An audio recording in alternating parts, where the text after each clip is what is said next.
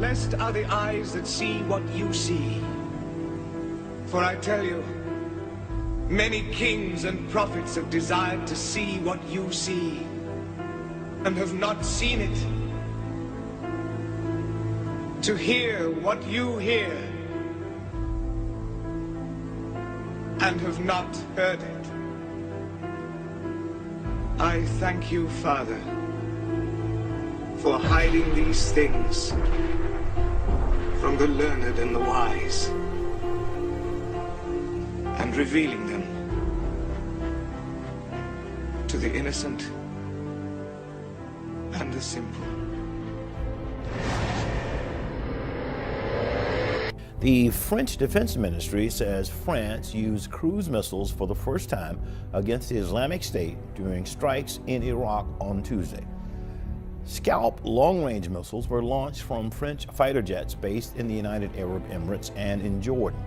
The launches came as part of a bombing raid that targeted a command center, training sites, and a logistics depot in western Iraq on the border with Syria.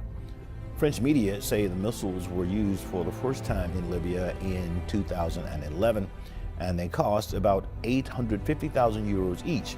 France has stepped up strikes on the Islamic State in Syria and Iraq after the terror group claimed responsibility for the shooting and suicide bombings in Paris last month that left 130 people dead. Russia says Turkey should pay compensation for downing a Russian warplane on the Syrian border last month. Russia's Deputy Foreign Minister Alexei Meshkov said Moscow wants a guarantee from Ankara that a similar incident will not happen in the future. Turkey has reacted to Meshkov's comments, saying it's impossible to meet Moscow's demands regarding the compensations. Turkey also accused Russia of exaggerating an army threat which does not exist. Tensions remain high between Russia and Turkey ever since the downing of the Russian bomber in November. Beijing has issued a red alert for air pollution, the second time in December. Heavy pollution is expected to shroud the Chinese capital from Saturday until Tuesday. A red alert is the most severe in a 4-tier warning system. The compulsory emergency response includes restrictions on vehicles and production at certain factories and a ban on construction work in the open air. Local authorities also advise schools to cancel classes and residents to take precautions. Beijing's first ever red alert was issued on December the 7th for the 3 days following. A car bomb explosion has rocked the Somali capital, killing 3 people and wounding 8 others. Officials say most of the victims were civilians. They are expecting the death toll to rise. Police say the violence broke out when assailants opened fire on a government official's car. That led to an exchange of gunfire. Soon after, reinforcements arrived at the scene. A bomb exploded in the area Mogadishu, which is packed with hotels and supermarkets. So far, there has been no claim of responsibility, but similar attacks in the past have been blamed on al-Shabaab militants who have been fighting to topple Somalia's Western-backed government. Police arrested a 19-year-old in Pennsylvania on terror charges. They say Jalil ibn Amir Aziz pledged allegiance to the Islamic State group and used Twitter to spread its propaganda. Federal authorities also recovered a backpack with ammunition.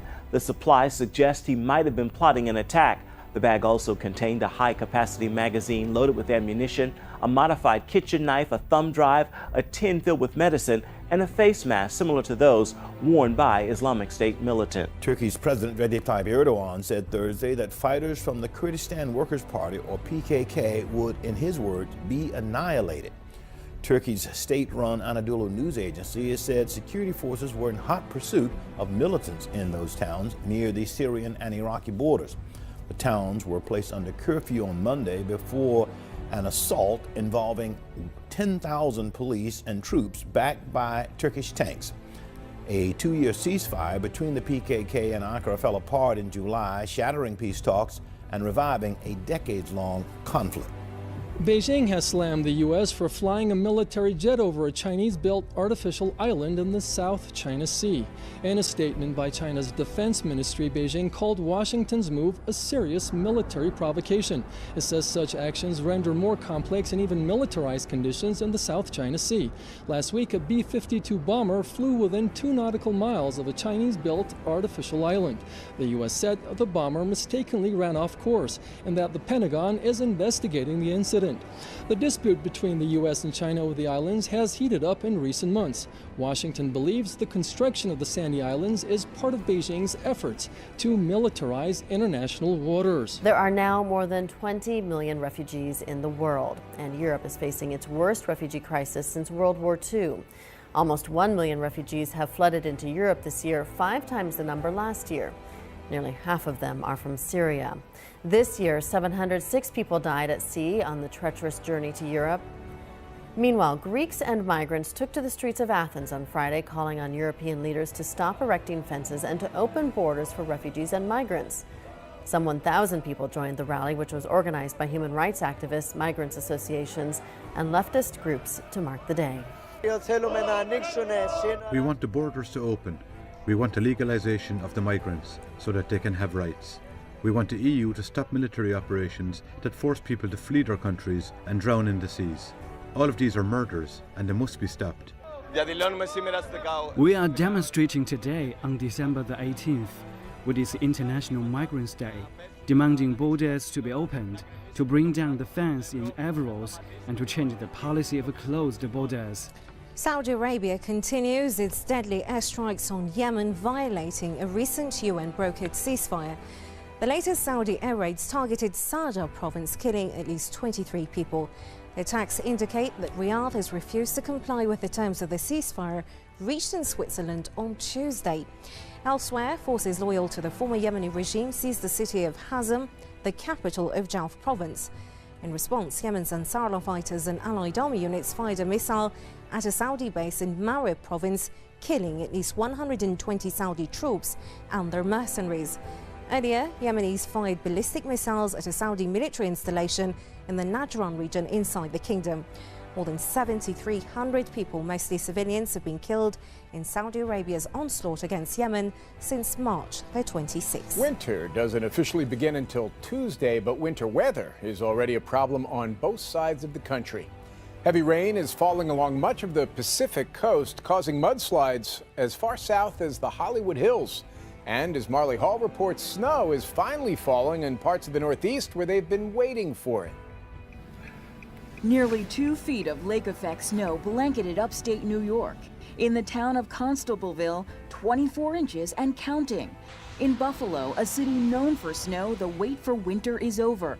The area hasn't seen measurable snowfall this late in the season for more than 100 years.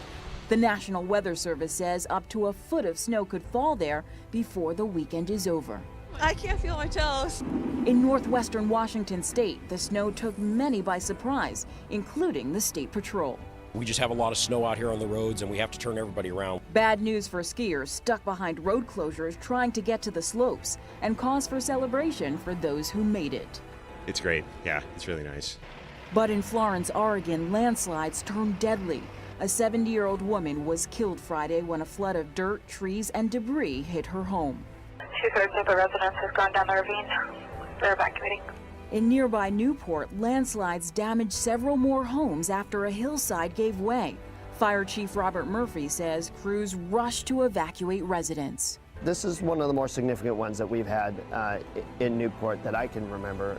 Rain and snow could cause delays for Christmas travelers both on the roads and in the air, including both coasts. But for places in the Northeast, temperatures will return to the 60s, and it could be one of the warmest Christmases on record. After a year plagued by terrorism, in his final scheduled press conference of 2015, President Obama defended his administration's strategy against ISIS, pledging to defeat the terror group.